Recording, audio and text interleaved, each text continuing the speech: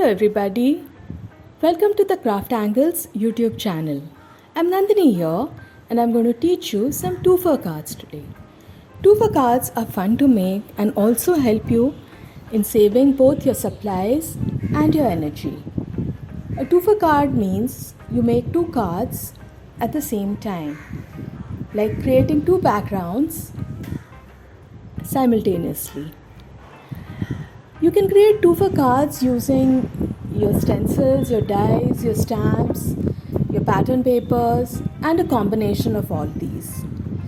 Today, I'm going to teach you two techniques for twofer cards using your stencils.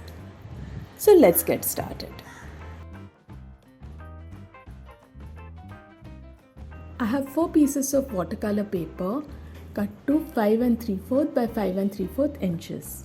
I pulled out the birthday girl stamp set for the sentiment but ultimately did not use it. And finally, the beehive stencil, which is the star of this video. The 6 by 6 inches stencil is simple and very versatile. We are making twofer cards today, which means that we create two backgrounds in one go. To begin, I'm attaching the stencil to the watercolor paper with some washi tape. I prefer to place the tape behind the paper to avoid any blanks in front. The two sides of watercolor paper are always different. One side has a rough texture while the other is smooth.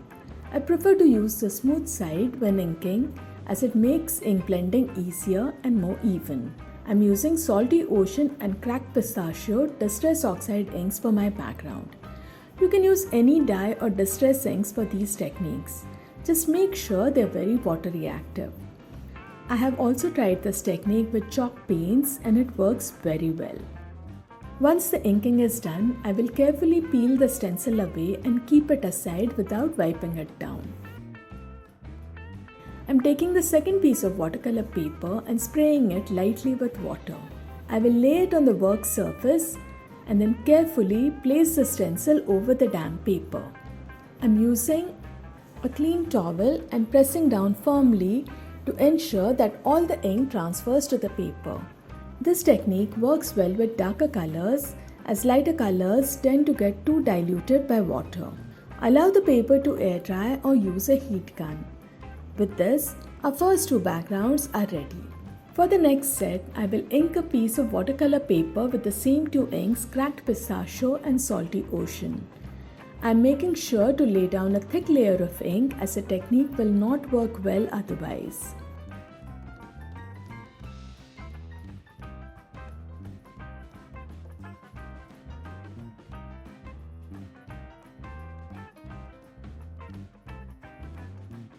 Once my inking is done, I will place the stencil over the panel and attach it with a piece of washi tape from the reverse. I will then take the second piece of watercolor paper and spray it lightly with water. I am placing the damp paper over the stencil and attaching it with some washi tape. I will run this whole thing through my die cutting machine once. If you don't have a die cutting machine, simply press down firmly with your hands or use a roller. This ensures that the ink transfers to the second panel evenly. I am peeling off the tape carefully from the paper to avoid any tears. Notice that the ink has transferred through the stencil on the second watercolor paper. It has lightened the ink on the first panel. With that, a second set of backgrounds is also ready.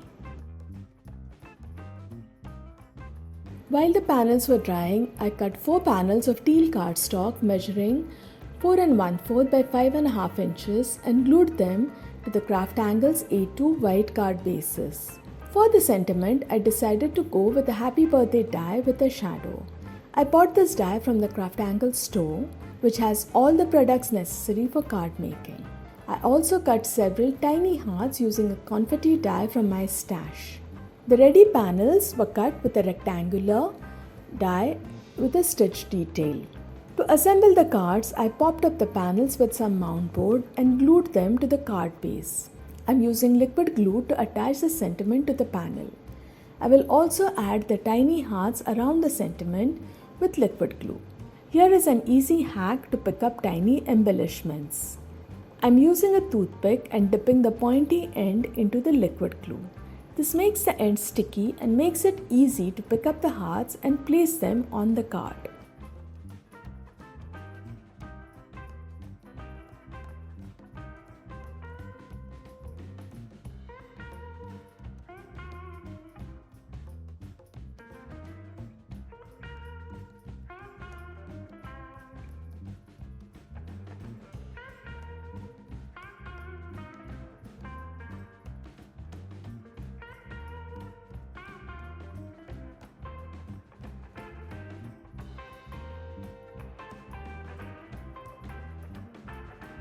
With this, our 2 sets of 2x4 cards are ready.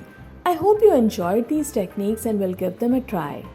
Please let me know in the comments below which technique is your favorite. Do you know any other 2x4 techniques? Have you tried any of them? I would love to hear from you. Don't forget to hit the subscribe button and the notification bell before you go.